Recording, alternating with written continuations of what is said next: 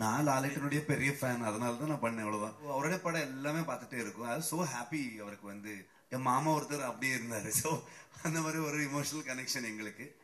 எனக்கு லைஃப்ல வந்து ரொம்ப பெரிய பட்ஜெட் படம் அப்போ அந்த காந்தாரன். நான் ஒரு ஹீரோ அவ்வளோ பெரிய பட்ஜெட்ல ஒர்க் பண்ணது கிடையாது, அஸ் அ டைரக்டர் பண்ணது கிடையாது. மேக்ஸிமம் ஒரு 3.5-4 crores பண்ற ஒரு ஆளாக இருந்தது நான். ஸோ ஃபர்ஸ்ட் டைம் ஒரு 15 crore 16 crore படம் வந்துச்சுன்னா ரிலீஸ் டைம்ல பயங்கரமா ப்ரெஷர் இருந்தது. அப்போ ரிலீஸ் ஆனதுக்கப்புறம் என்னாச்சுன்னா எல்லாருமே இது ஒரு சின்ன பட்ஜெட் படம்னு சொல்றாங்க. Because of the collection number some 400+ crores அந்த மாதிரி எல்லாம் சொல்லிட்டு அது ரிலீஸ் ஆயிட்டு ஆடியன்ஸ் பெருசாக்கிட்டு பட்ஜெட் குறைச்சிட்டாங்க. ஸோ எனக்கு வந்து அப்போ பயங்கரமா டென்ஷன் இருந்தது. ஸோ எப்படி ஆயிடுது அப்படின்னு. ஸோ அந்த மாதிரி நம்பர் கேம்ல நம்ம போக முடியாது எப்பவுமே.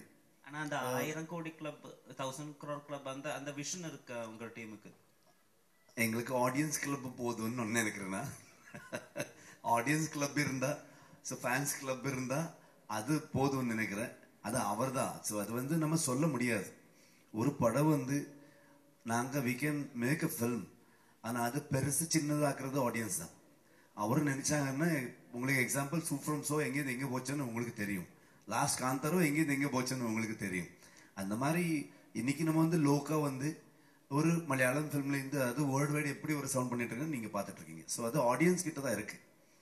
ஸோ அவருக்கு எது பிடிச்சிருச்சுன்னு ஒரு படமை அவர் பெருசாக்கலாம் சின்னதாக்கலாம். So it is up to them. நாங்க வந்து எப்பவுமே ஒரு ஹானஸ்டா இப்போ அந்த ஒரு காந்தாரை வந்து நீங்க அதை கொண்டு போய் பேன் இண்டியா வேர்ல்டு வைடு அதை ரீச் பண்ணிட்டு அது வந்து எங்களுக்கு ப்ரெஷர் எடுத்தா ஐ திங்க் அது ஜஸ்டிஃபை ஆக மாட்டாதுன்னு நினைக்கிறேன். நான் வந்து அது ஒரு ரெஸ்பான்சிபிலிட்டியை எடுத்துக்கிட்டு நாங்கள் வந்து இன்னும் அதிகமாக எஃபர்ட் போட்டு ஹார்ட் ஒர்க்கு நல்லா போட்டிருக்கோம். நிறைய டிஓபி பெங்லான் நம்ம எல்லாருமே ரமேஷேட்டா ஒன்றும் இல்லை, ரமேஷேட்டா ஸ்டூடியோவில் நல்ல ஏசியில் இருந்தார். ஸோ நாங்கள் ஸ்பாட்ல மட்டும் பயங்கரமாக இன்ஜுரிஸ் அது இது.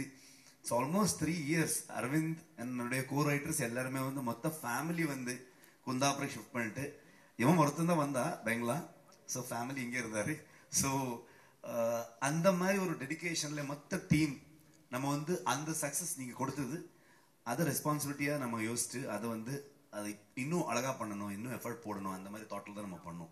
எங்களோட Lal sir, mister Mohanlal, yes, when he received Dada Saheb Phalke award, you were one of the first actors who responded to that. நான் லாலேட்டனுடைய பெரிய ஃபேன், அதனால தான் நான் பண்ணேன். அவ்வளவுதான்.